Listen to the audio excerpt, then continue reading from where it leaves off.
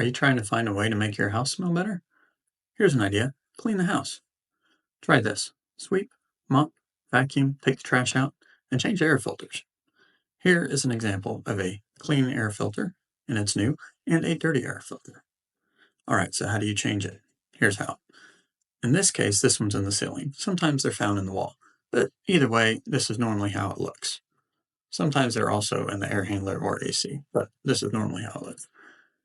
You'll get something to stand on, move these levers, and then that folds down. I'll show you.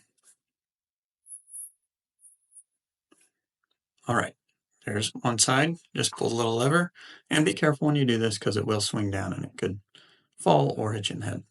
Pull the other side down, and bam! Now you can see the dirty air filter.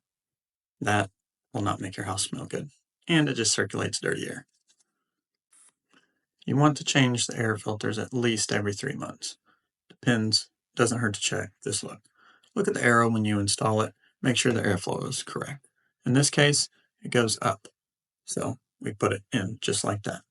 Make your house smell good. Thanks.